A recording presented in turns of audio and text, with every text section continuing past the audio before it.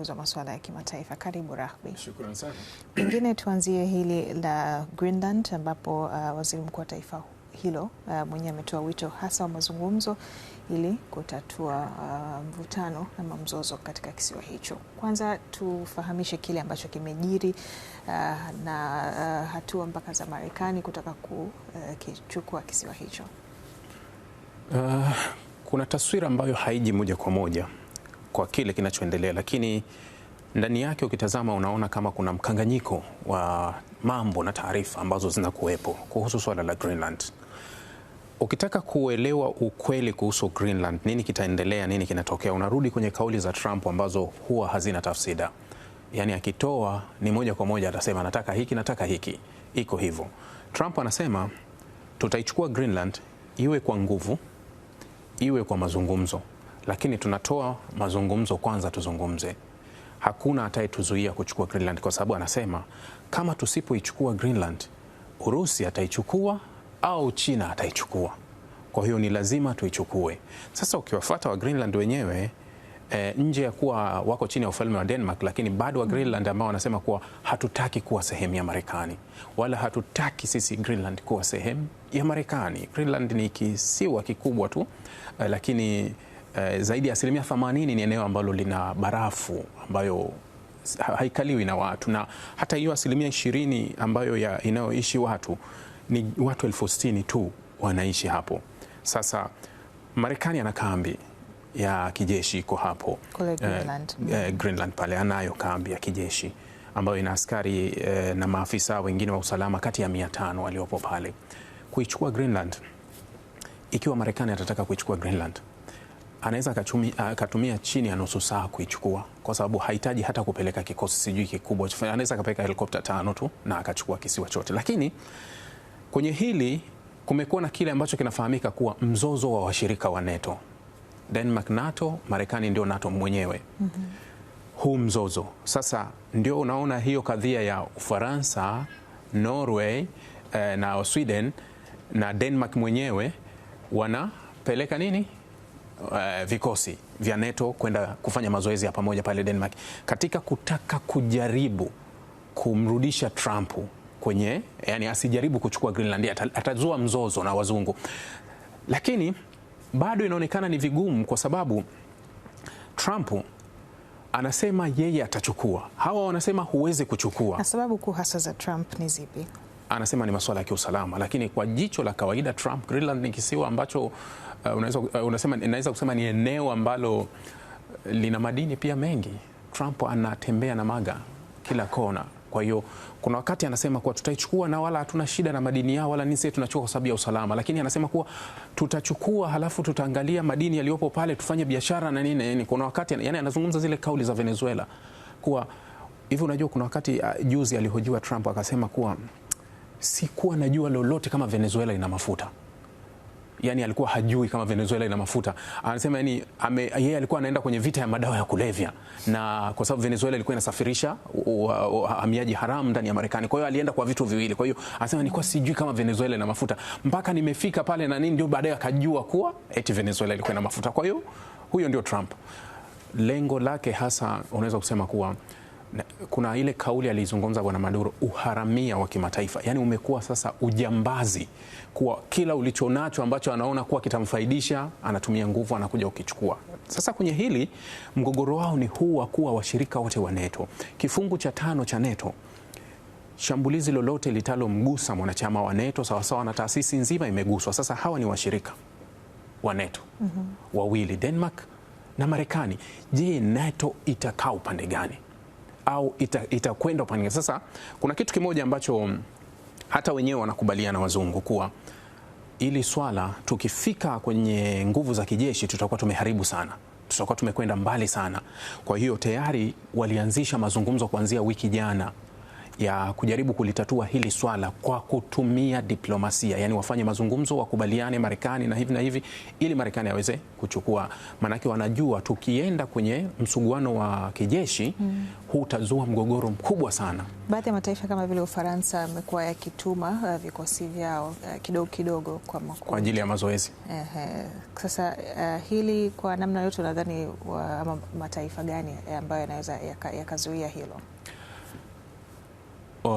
Ulaya wapo kwenye kipindi kigumu sana cha kutaka, yani kipindi ambacho wanasema kuwa kupoteza hadhi yao na kujaribu kujenga hadhi yao. Ujio wa Trump umeenda kupunguza sana hadhi ya Ulaya pale alivyoweka pembeni kwenye mgogoro wa Urusi na Ukraini, lakini hata matamko na taarifa ambazo zimekuwa zikitoka kwenye serikali ya Trump mara kadhaa kuhusu Ulaya ni kuwa amewashusha sana hadhi yao, wakiona kama hawana ushawishi wowote, hawezi kufanya lolote. Sasa kile huwa kinawakera na wao wanajaribu kutaka kurudi kuonekana kuwa bado wana ushawishi na nguvu ile ile, lakini sasa yule wanaokuanguana naye wanamfahamu kuwa ni mtu ambaye hutakiwi kwenda naye spidi. Ni anaweza akakudhalilisha, akakuumiza, akakufanya nini. Sasa ndio katika kipindi ambacho wanajaribu kujijenga na kujirejesha kwenye nafasi zao, kuona kuwa hili linawezekana.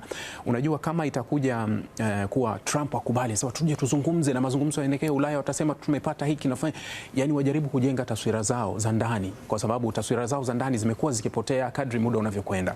Kiuhalisia hawawezi kupambana na Marekani akiitaka Greenland, hawawezi. Sasa nimeona Marekani wanasema, na baadhi ya vyombo vya habari vilisema kuwa Marekani ameiweka Greenland kama dhamana na Ukraine alivyoiweka. Ulaya wako nyuma ya Ukraine.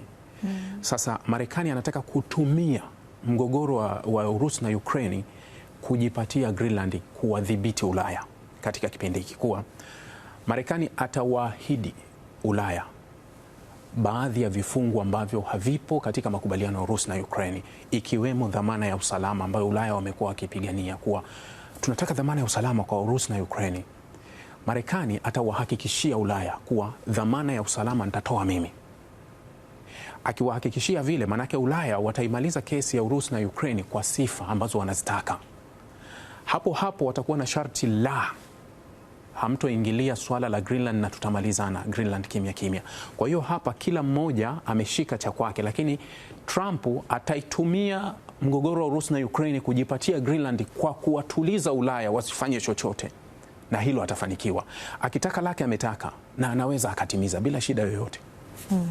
Mbali na hili la Greenland ambalo bado limekuwa kubwa, yapo maeneo mengine kama vile kile ambacho kinajiri kule Iran, tishio la shambulizi katika eneo hilo. Kule Saudi Arabia, Qatar pamoja na Oman zenyewe zimekuwa na mazungumzo na Marekani kuhusu tishio ambalo waliweka. Tulikuwa kwenye kipindi ambacho dunia ilikuwa kwenye alert kubwa, yani kusema kuwa wakati wowote tunarudi kwenye vita ya Iran na Marekani na Israeli. Ndio ilikuwa hivyo. Hata taarifa zikatoka kusema kuwa baadhi ya wanajeshi wengi wa Marekani walioko kwenye kambi zilizopo Mashariki ya Kati walikuwa wameondolewa. Hasa kambi kubwa ya Marekani ambayo ni CENTCOM kubwa iko Qatar, ile ya Al Udeid ambayo Irani mwezi Juni walishambulia. Wanajeshi waliondolewa, baadhi ya maafisa waliondolewa, lakini matangazo mbalimbali ambayo yametolewa na nchi za magharibi, raia wao waliopo Irani waondoke, lakini kuna nchi zikawataka raia wao hata walio Israeli waondoke. Na ndege nyingi za Marekani zilizokuwa kwenye kambi za Kuwait, Jordan, Iraki pia ziliondolewa. Kwa hiyo tukawa kwenye kipindi ambacho tunasubiri lolote litokee. Irani wakafunga anga juzi wakisubiri kusema kuwa chochote kitaweza kutokea. Vyombo vya habari jana vikatoka na taarifa hii kuwa Oman, Saudi Arabia na Qatar walimshinikiza Donald Trump asifanye mashambulizi kwa Irani kwa sababu atazua mgogoro mkubwa zaidi. Lakini vyombo vya habari vya magharibi jana hiyo vikaja na taarifa mpya.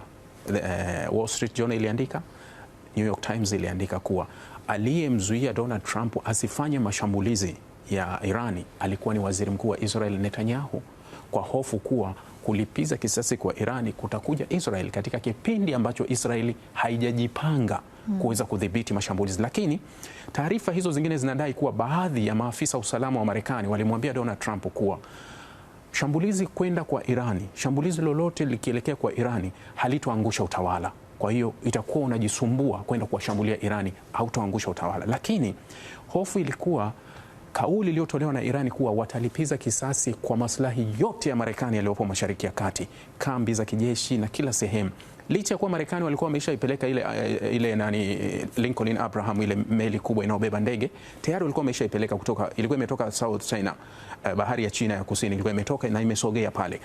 Lakini wakawa na wasiwasi kuwa hawana vikosi vya kutosha vya kutimiza lengo lile wanataka, kwa sababu tumekuwa na wimbi toka kwenye vurugu za maandamano na kile kinachozungumzwa na Israeli na Marekani, regime change ni mabadiliko ya utawala wa ndani wa Iran. Sasa watu wa usalama wakamwambia Donald Trump kuwa unajisumbua, hauwezi kutimiza lengo katika kipindi hiki, unahitaji vita ndefu ya muda mrefu na unahitaji askari wa kutosha ambao wanatakiwa waingie ground, waingie Irani. Sasa Irani kwa vita ndefu, unakumbuka vita alipigana na Iraki mwaka 80 mpaka 88 kutaka kujaribu kuubadili utawala. Sasa wanamkumbusha kuwa huu utawala wa hawe IRGC mwaka 79 ndio walichukua nchi, kuingia mwaka 81 wanaingia kwenye vita ndefu ya miaka 8 ambayo ilifadhiliwa na Magharibi. Yani wakiwa madarakani chini ya miaka miwili waliweza kupigana vita na wakaishinda, hawakuweza kutoka madarakani.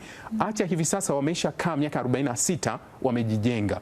Kwa hiyo inahitaji vita ndefu sana ya kuja kuwatoa madarakani. Ndio Trump anatajwa kuwa akarudisha kufikiria upya kuwa labda tufanye mazungumzo zaidi, kwa sababu kiuhalisia ilikuwa hakuna uwezekano wowote wa kubadili utawala. Nadhani nilizungumza mwishoni mwa wiki, nilisema kuwa Irani kama mashambulizi yatatoka nje kuingia ndani ya Irani, basi Irani watashukuru sana, yani serikali ya Irani watashukuru sana, kwa sababu watakuwa wamerahisishiwa kazi. Irani hawaogopi vita ya nje, wanaogopa vita ya ndani. Yani yale maandamano ndio ilikuwa kipimo kigumu zaidi kwa utawala wa Irani kuliko vita ambayo inatoka nje, kwa sababu kudhibiti maandamano, Irani ina population kubwa, watu milioni 92. Kudhibiti maandamano ya ndani ya raia, unajua ukiwa hata uwe na jeshi imara kiasi gani, uwe na nyuklia ndani, huwezi kutumia nyuklia yako, huwezi kutumia vikosi vyako kutaka kutumia zile silaha ambazo unajiandaa, huwezi kuzitumia, itabidi upambane nao kwa njia nyingine yoyote. Lakini kwa uvamizi wa kutoka nje, Irani nadhani walikuwa wanautafuta sana. Hata wakati wa vurugu kubwa za maandamano walitamani hata kombora moja livuke lije upande wao, ili watangaze hali ya hatari, watu haruhusi kutoka mtu yoyote, halafu wakabiliane na tishio la nje ambalo wanaweza kulidhibiti. Tukimaliza na kinachojiri Israel, kulikuwa na makubaliano ambayo yalikuwa yafikiwe kwa awamu, na kufikia sasa hadi awamu yake ya pili. Kwa upande wake Netanyahu ameonekana kupuuzia tangazo la Marekani kuhusiana na kufikia yale makubaliano. Swala la Israeli, Marekani na kile kinachoendelea eneo lote la Palestina, ukitazama kwa jicho la moja kwa moja hupati kile kilicho halisi.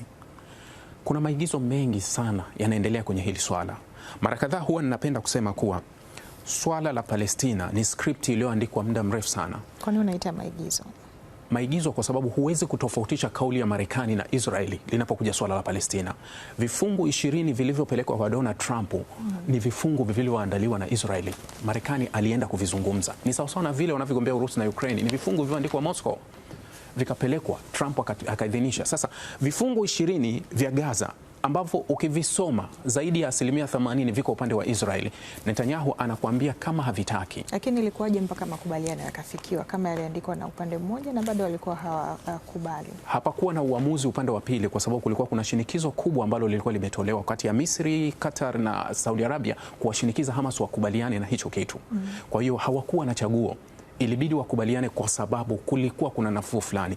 Na hata mimi nilisema wakati ule wanapaswa wakubali, kwa sababu ili kupunguza pressure kidogo, kujaribu kutuliza, maana yake wamezungukwa kila sehemu na hawawezi kuendelea kwa kiwango hicho, kwa sababu hali ilikuwa ni mbaya sana Gaza. Ilikuwa hamna chochote kinaingia na kutoka, tulikuwa tunaona utapiamlo uliovuka kiwango, lakini angalau waweze kupunguza.